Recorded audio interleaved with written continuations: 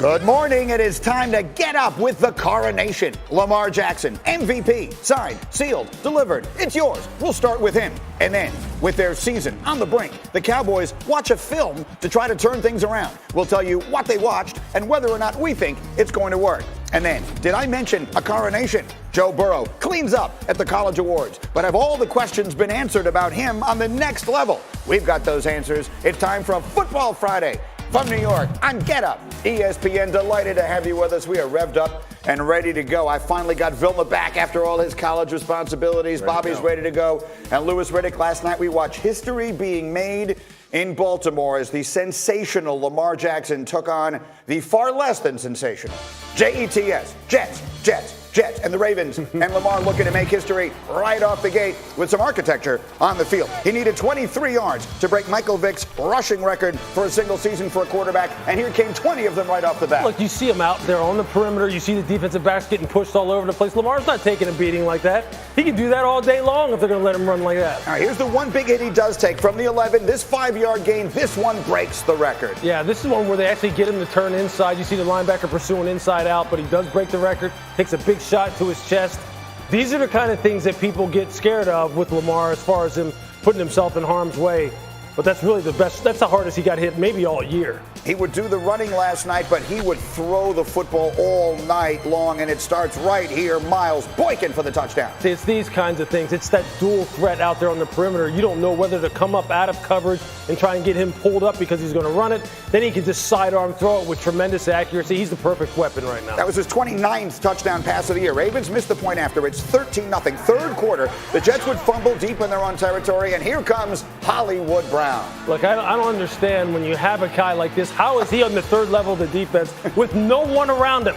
He's one of the fastest guys in the NFL, and they turned him loose time and time again. 28-7. That was Lamar Jackson's third touchdown pass of the night, but he was just getting started. Next drive, 3rd and 8. Brown short by 1 yard. They're on their own 29, 4th and 1 in a 3-score game, and Lamar Jackson wants to go for it. Look, he's a guy who has the ultimate confidence in himself. His coach has confidence in him, and this is why. Even when it doesn't look perfect, I'll just roll outside the pocket here. I know that my guys downfield are going to be able to get open on these second reaction plays, and I'll hit them. Look how much fun Lamar Jackson is having playing football right now. They don't run it on the 4th and 1. They throw for it, and then they throw for it again. Seth Roberts for a touchdown. That's a beautiful throw. But when you have outside leverage as a defensive back, and you know you have a safety in the middle of the field, you can't get beat on anything outside breaking. And Marcus May, you got beat right there. And see, that's the kind of thing, that's why they'll be playing in the postseason, and you'll be watching with us. That was Lamar Jackson's 4th touchdown pass of the night. Finished? Don't be ridiculous. There he is in the scoring area again. Mark Ingram make it 5 touchdown passes for Lamar Jackson last night. That's his boy, Big Trust right there. I mean, you gotta love everything that he's got the dinner napkin on, and then he's signing jerseys for all of the Jets. What a night! The coronation for Lamar Jackson. How's it feel to break Vick's record? It's pretty cool. My favorite player growing up, but it's amazing, and I'm going to cherish that forever. Records meant to be broken, like he said. I heard him say that, and it's an honor for me to do it. Mar, you also tied a franchise record for most touchdown passes in a season. You tied Vinny Testaverde. Throwing them. With throwing records. No running records. Besides the rushing record, but throwing, that's amazing. I guess it's safe to say the quad's fine. Like I said, you guys should have trusted me. Should have left it alone. I told you I was good. How brilliant has this young man's season been? Let me count the ways. On the same night that he rushed for 86 yards and broke Michael Vick's rushing record, he also threw 5 touchdowns. According to Elias, he's the only quarterback to have multiple games of 5 passing touchdowns and 50 rushing yards in a single game, and both of those have happened in the last 4 weeks. And here was a fun moment after the game when John Harbaugh was doing a talkback with our Scott Van Pelt. Players play really, really hard, and they execute the system, and that's what it's all about. Yes, sir. Trust. Hey, Coach of the Year. Big trust, baby. Hey, yes, sir. Yes, sir. It's my guys. When you're winning, everyone is just having a great time, right? And Bobby, let's say, because you could see what it meant to him. When they asked Lamar Jackson the question about the night that he had and that he had broken the franchise record for passing touchdowns, you could see how important that was to him. Yeah, he talks about Mike Vick and how great that was, and he does admire him. But he sits there, gives a little throwing motion, like he's excited about that because this guy's been put in a box by everybody, and I was one of the guys that didn't think coming out that he'd be able to throw the football.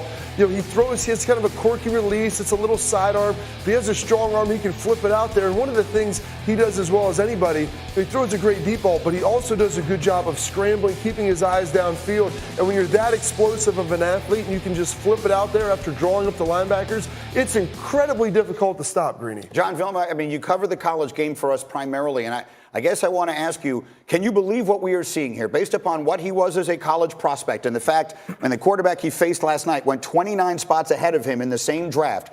Can you believe what we are seeing right now in a kid who seems as though he is sort of reshaping the sport before our eyes? Yeah, I can believe what I'm seeing. I just didn't believe it would happen this fast or this quickly. And like you, Bobby, I watched him when he was at Louisville, and there were times he would sit in the pocket with no pressure and airmail a lot of balls. So we always talked about his passing ability or throwing in tight windows, and all of that has improved dramatically. It was like overnight, all of a sudden, he can throw in the tight windows. He has touch on the football. And oh, by the way, he's fast as hell, and he scrambles and can still do all those amazing things. So for him to be doing it at this rate so quickly, I mean, it's phenomenal. I love it. Louis, you're an organization guy. So obviously a success of this magnitude, and this is one of the biggest stories we've had in the sport in a really long time. A lot of people get a lot of credit for this. No doubt. And it starts at the very top with the people who selected him in the first place, with Ozzie Newsome, getting together with John Harbaugh, getting together with Steve Bisciotti, the owner, and saying, hey, look, when we take this young man, we have a very definitive plan from the first time we call him, how we're going to bring him along. And they have not deviated from it. Everybody has been on board with it. There's no reports sneaking out of this organization about, well, this coach didn't want him and this coach did, and they don't think he can learn the offense fast enough. You've heard none of that nonsense. And that's why the Ravens have won championships. That's why this kid, from year 1 to year 2, took it upon himself to kind of dispel a lot of myths about quarterbacks, which is, you can't improve accuracy. Well, especially outside the numbers, which I know there's a lot of people who talk about that. The stats are what they are. Last year, he struggled throwing the ball down the field, plus 15, plus 20 outside the numbers. This year, he will gut you doing that. And that is a testament to him. He has taken that upon himself to go ahead and improve that in that area. But this organization has nailed the player development part of this, Greeny, in such a way that everybody's going to benefit this offseason. I can guarantee you that. And so, part of that, you talked about, improving accuracy. I think a lot of us, when we watched him in college, part of the reason he wasn't as accurate, they didn't have great protection. They were asking him to do a lot of things. He's running around, he's scrambling, so that's going to have some off-target throws. You have heat on you all the time. And my younger brother was a strength coach there with Louisville. And so I talked to him last night because I'm watching this, and I almost still can't believe when you watch him make these throws. He was, listen, in practice, we'd be sitting in these situations like this where 7-on-7, there's no pass rush. He'd rip that stuff off all the time. Like, he has a strong arm. He has an accurate arm.